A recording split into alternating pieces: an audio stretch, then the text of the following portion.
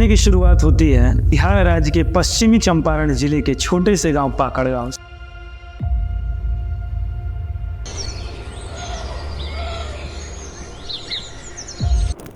पाकड़ गांव में जन्मा ये लड़का राजा यादव शुरू से सपना पाले था कि मुझे आर्मी में जाना है, भारतीय सेना में जाना है और भारत माता की सेवा करनी है।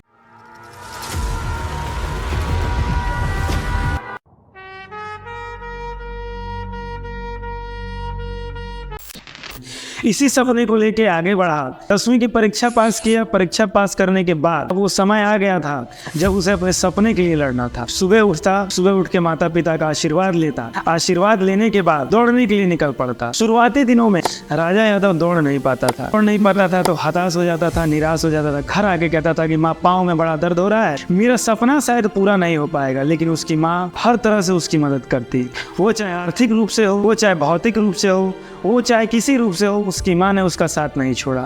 रात को जब पाँव की मालिश होती तो राजा यादव कराहता, रोता, चिल्लाता, कहता कि माँ शायद मेरा सपना पूरा नहीं होगा। लेकिन उसकी माँ ने कभी उसको ऐसा एहसास नहीं होने दिया कि वो ये सपना पूरा नहीं कर सकता है। समय बीतता गया, उसके अथक प्रयास ने उसे इस लायक बना दिया कि लोग उसे देख के कहने लगते थे कि यही आर्मी में जाएगा। जब 50, 100, 150 युवाओं की भीड़ को जब वो चीरते हुए निकल जाता था तो लोग देख के कहते थे कि हाँ, यही आर्मी में जाएगा, अरे यही लड़का तो जाएगा, यही बना है आर्मी के लिए। और जब इस तरह से लोगों ने उसका मनोबल बढ़ाना शुरू किया तब राजा का जो मनोबल था वो चरम पे था। दौड़ता गया, हर दौड़ में पहला स्थान प्राप्त करता और इस तरह से उसने जिले में एक मुकाम हासिल किया कि उसके बराबरी का दौड़ने वाला पूरे जिले में कोई लड़का नहीं था। इस तरह से राजा यादव दिन पर दिन दौड़ता गया, अभ्यास बढ़ाता गया और अभ्यास करते करते दौड़ में इतना ज्यादा पारंगत हो गया कि जब वो फील्ड में उतरता तो अच्छे धावक उसके सामने नतमस्तक हो जाते। तो इस तरह से एक बार नहीं, 2 बार नहीं, 3 बार नहीं, 4 बार नहीं, 8 बार आर्मी का बहाली निकाला। आर्मी के दौड़ को पास किया। सिर्फ दौड़ ही पास नहीं किया, उसने आर्मी के मेडिकल को भी क्लियर किया और इस तरह से 8 बार आर्मी की मेरिट तक पहुंच के वो अपने मुकाम को हासिल नहीं कर पाया। हर बार अपना पूरा प्रयास करता, हर बार अपना बेस्ट देता, हर बार अपना 100% देने के बावजूद भी जब 7 प्रयास बीत गए और 7 प्रयास के बाद भी आर्मी में सिलेक्शन नहीं हुआ तो इस बार अंतिम प्रयास के लिए राजा यादव फिर से उसी जोश के साथ, उसी उम्मीद के साथ तैयार था। लेकिन अब बदलाव आ चुका था समाज के नजरिए में, बदलाव आ चुका था परिवार के नजरिए में, बदलाव आ चुका था परिस्थितियों के सामंजस्य में। कैसे? वो इस प्रकार से कि जब अब राजा यादव दौड़ने निकलता तो जो लोग उसे बाघ कहते हैं, जो लोग उसे चीता कहते हैं, वही लोग उस पे हंसते हैं और कहते हैं कि ओ बुढ़ा जाइबो दौड़ते आर्मी में बहाली तैयार ना हुई। इस प्रकार से जब लोग उस पे तंज कसते तो राजा यादव डरता नहीं, भयभीत नहीं होता। अब 8वीं बार के लिए तैयार था, दौड़ क्लियर कर चुका था, मेडिकल भी क्लियर हो चुका था। अब बारी थी फिर से मेरिट लिस्ट की, उस मेरिट लिस्ट की जिसमें वो 7 बार से छटता आ रहा। और फिर आज वो दिन आ गया था, इस दिन उसके परिणाम की घोषणा की जाने वाली। फिर उसी उम्मीद, उसी जोश, उसी जुनून के साथ राजा यादव निकल पड़ा अपने परिणाम की घोषणा को सुनने कि ये तो 8वीं बार प्रयास कर रहा हूं मैं, इस बार कौन रोक सकता है। ईश्वर को भी जरूर सोचना पड़ेगा कि जो लड़का इतना मेहनत किया है उसे इस बार सफल बना दूं। परंतु परिणाम की घोषणा हुई तो राजा यादव का कलेजा फट गया। इस बार भी उसे वो मुकाम हासिल नहीं हो पाया जिस मुकाम के लिए वो आज 8 बार प्रयास कर चुका था। दूसरी तरफ घर पे दूसरा ही माहौल, माता पिता बड़ी उम्मीद के साथ फोन पे फोन किए जा रहे थे, बड़ी लालसा के साथ फोन कर रहे थे कि उधर से एक बहुत बड़ी खुशखबरी मिलने वाली है। जब वो खुशखबरी मिलेगी तो हम पूरे रिश्तेदारों को बता देंगे कि मेरे बेटे ने आर्मी का नौकरी हासिल कर लिया है। इस उम्मीद के साथ बाबूजी बार बार फोन कर रहे थे। लेकिन वो क्या जानते थे कि राजा यादव इस बार भी हार गया। राजा यादव ट्रेन से अपने स्टेशन तक आ चुका था। स्टेशन पे उतर के उसके अंतर्मन में बहुत सारी भावनाएं चल रही थी, बहुत सारे विचार चल रहे थे। ऐसी भावनाएं, ऐसे विचार जो उसे अंदर से कचोड़ देते थे, अंदर से उसे काटते थे। अब बार उसे उसकी हार का याद दिलाते थे। उसे याद आता वो माँ का त्याग, उसे याद आता अपने बाबूजी का बलिदान और उसे याद आता अपनी बहन का स्नेह, जिस स्नेह से वो अपने भाई की सेवा करती, उसके लिए खाना ले आती और वो उम्मीद बार कहती कि भाई अब की बार हर सिलेक्शन आर्मी में हो जाए।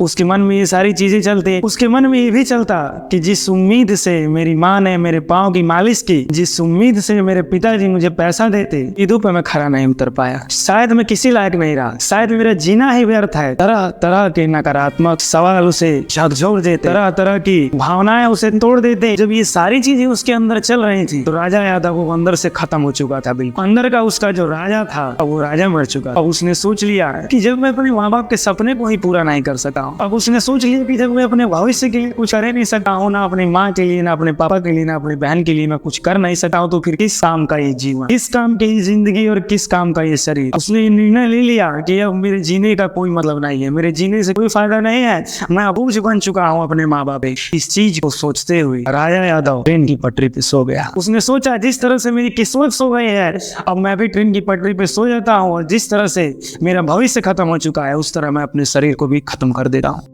घर जाके ही क्या करूंगा? जब माँ पूछेगी बेटा क्या हुआ, किस मुंह से उसे बोलूंगा कि मैं 18 प्रयास कर चुका हूँ, मुझसे नहीं हो रहा है। जब बाबूजी पूछेंगे कि का भाई बेटा ये तो अंतिम प्रयास रहा, तू तो कहत रहा कि अब की बार बाबूजी कंफर्म बा, अब की बार नौकरी लिए ले। जब बाबूजी मुझसे ये सवाल पूछेंगे तो क्या जवाब दूंगा बाबूजी को? जो सीना तान के मैं गाँव में बोलता था कि अब की बार हमारा आर्मी की नौकरी फिक्स बा, आर्मी का नौकरी अब की बार मेरा हो जाएगा, मैं क्या जवाब दूंगा? तरह से तमाम परिस्थितियों का सामना करते हुए, तमाम विचारों का सामना करते हुए जब राजा यादव को लगा कि एकदम अब जीवन एकदम निरर्थक है, अब कोई मतलब ही नहीं है इस जिंदगी का, वो सो गया। वो सो ट्रेन की पटरी पर इंतजार करने लगा। जिस तरह से वो इंतजार करता था कि मुजफ्फरपुर वाली ट्रेन आने वाली है और मेरी मंजिल की ओर ले जाने वाली है, आज वही राजा यादव उसी पटरी पे सो के इंतजार कर रहा था उस ट्रेन का कि अब ट्रेन आएगी और मेरे जीवन को समाप्त करके चली जाएगी और मेरी कहानी भी समाप्त हो जाएगी।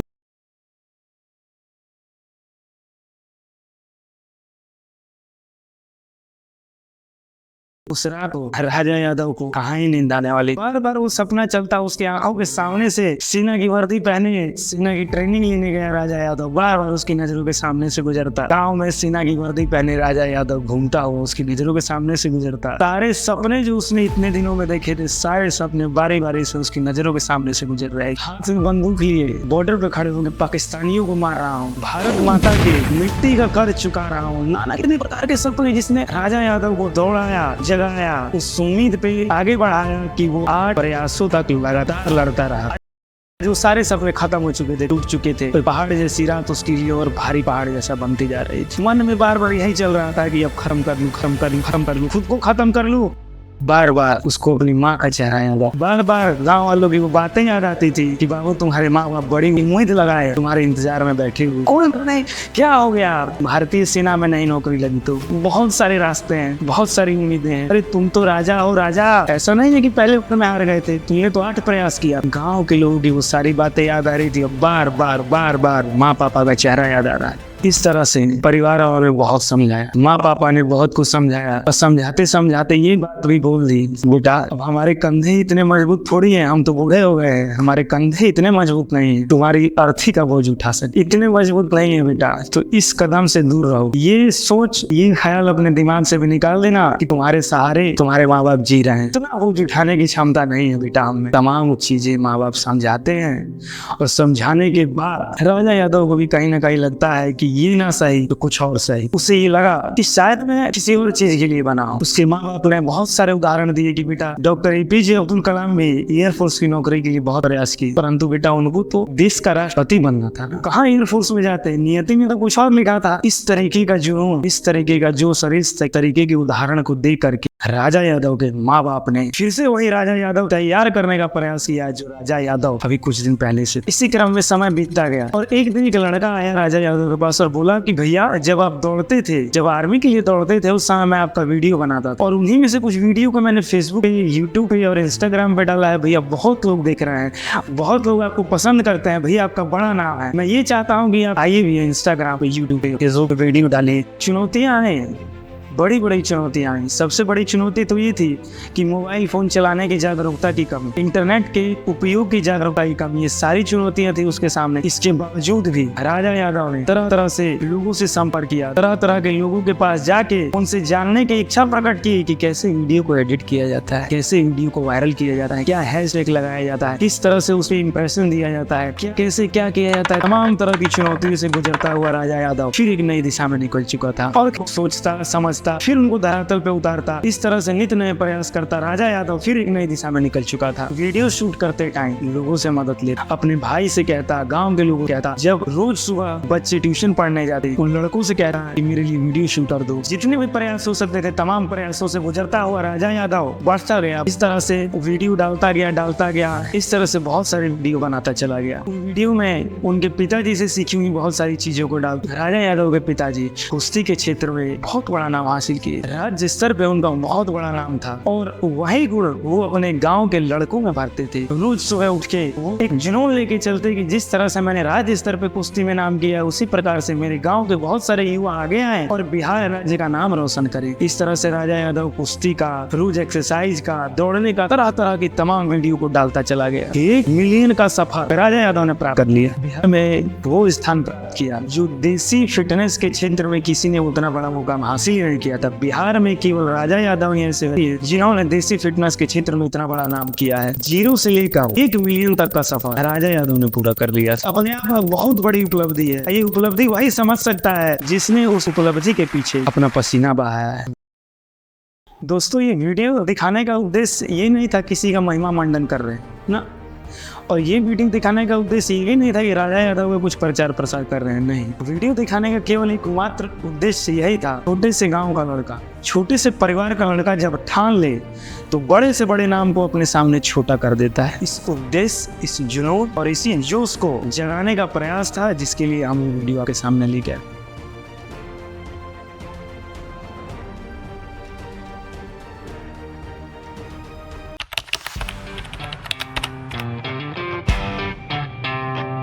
बाद वीडियो लेकर के आया हूँ। और दोस्त आज मेरे साथ क्या क्या हुआ है इस दिनचर्या के बारे में आज शेयर करूँगा वीडियो के माध्यम से।